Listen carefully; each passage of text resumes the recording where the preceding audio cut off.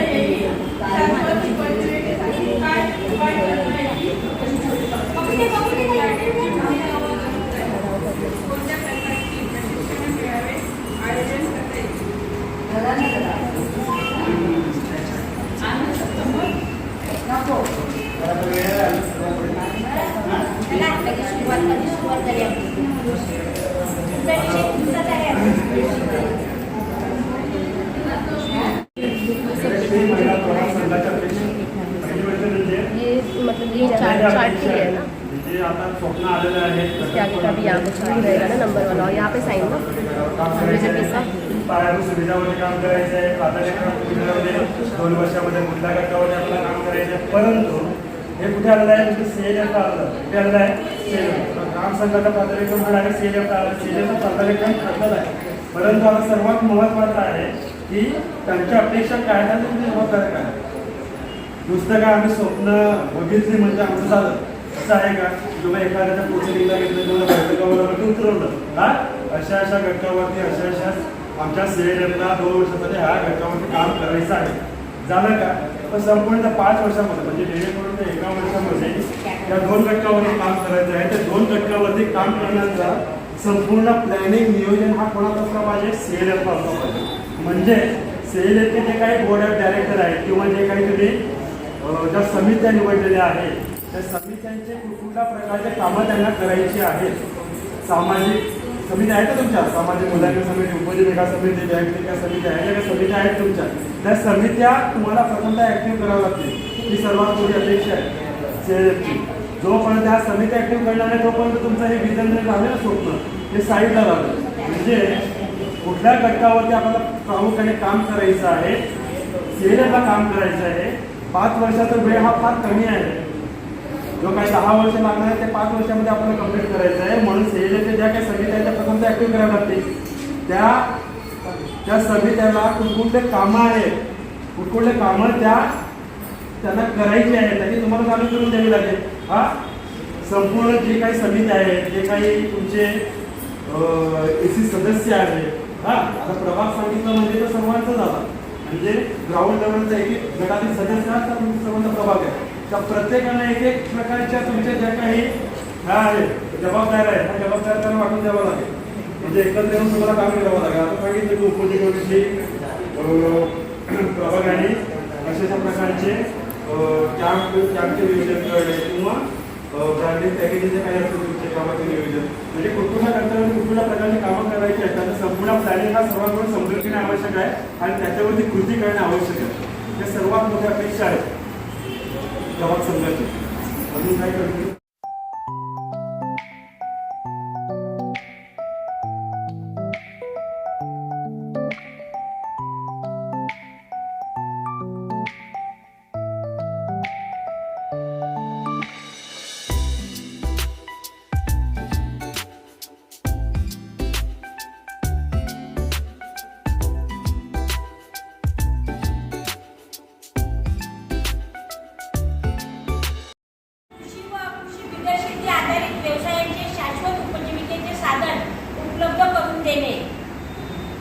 Direct उपलब्ध करून देणे जमेल का?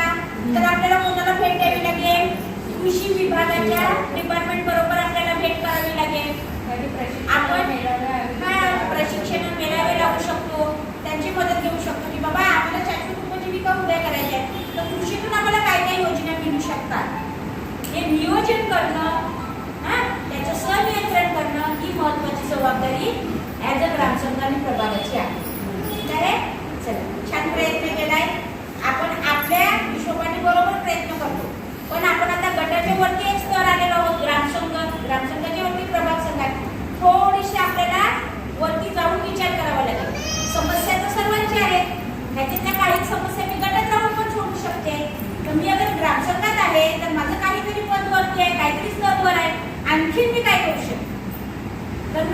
डिपार्टमेंटला जाऊ शकते का? समिती तयार करा, त्या समितीने माझ्यासोबत चला, बँक नाही मला ऐकत नाही, मग प्रभाग संघ विचार करा. आणि प्रभाग संघाचं सुद्धा ती बँक ऐकत नसेल तर प्रभाग तालुक्याची मदत घ्यायची.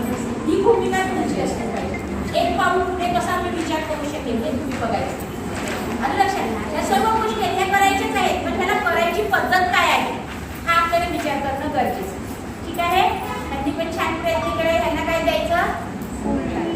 फुलताली द्यायची. फुलताली शुरू करेंगे, शुरू कर. पुढे पुढे पुढे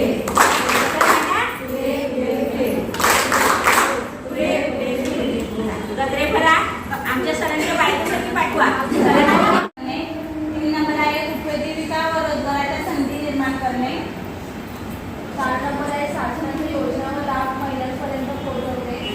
6वा आहे प्रशिक्षणे कार्यशाळा व बैठका आयोजित करणे. 7वा आहे गट ग्रामसंघ व प्रभाग संघामध्ये पारदर्शक व शिस्तबद्ध कार्यपद्धती राबविणे. 8वा आहे बँक वित्तीय संस्थांशी समन्वय साधणे.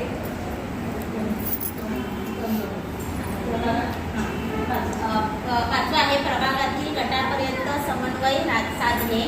9वा आहे महिलांनी केलेल्या उत्पादनासाठी बाजारपेठ उपलब्ध करून देण्यासाठी प्रयत्न करणे.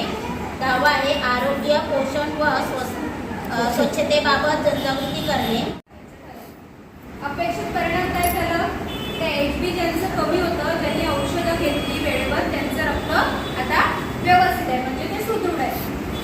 मूल्यांकन, ज्यांनी HB टेस्ट केलेली नाही आणि त्यांचे टेस्ट करण्याचं ठरवलं, ते आपण काय नियोजन केलं? ग्रामसंघाचं पूर्ण करायचं. त्याच्यानंतर त्यासाठी पूर्वतयारी काय केली?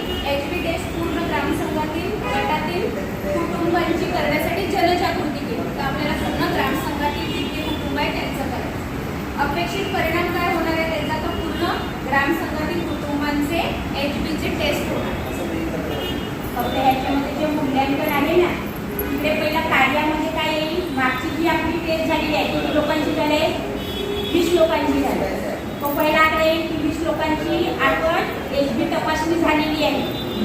त्याच्यातून दुसरा आकडा येईल की HB तपासणी झाल्यानुसार ज्यांची HB कमी आहे त्यांच्यावर उपाययोजना पण सुरू आहे. आणि मग आता पुढचं आपण मग नंतर हे पुढचं काय आपण ध्येय घेतलेलं आहे की जसं आपल्या गटाचं केलं तसं आता आपण आपल्या ग्रामसंघाचं पण करायचं. कारण एका गटाने केलं हे किंवा ग्रामसंघाला माहिती पडलं, त्यांचा उपक्रम त्यांना चांगला वाटला, मग ग्रामसंघांचा पण पुढे मत आहे की जसं ह्या गटाने केला तसं आपल्या ग्रामसंघाने पण करावं. आलं लक्षात? हे जे आहे ते आपल्याला प्रत्यक्षात आपल्या गट, ग्रामसंघ, प्रभाग संघामध्ये करायचं आहे. त्याची ही एक लेखी मांडणी आपण केलेली आहे. बरोबर आहे? फक्त नियोजन करून ना आपली कामं होणार आहेत का? आपल्याला प्रत्यक्षात ती कामं करायची आहेत. जिथे आपण स्वप्न बघितलेलं विजन 1 मध्ये की माझ्या कुटुंबातला प्रत्येक व्यक्ती निरोगी राहील. मग निरोगी राहण्यासाठी आपल्याला आता कार्य करणं गरजेचं आहे. ते कार्य करण्यासाठी पूर्वतयारी पण गरजेची आहे. आणि त्याच्यातून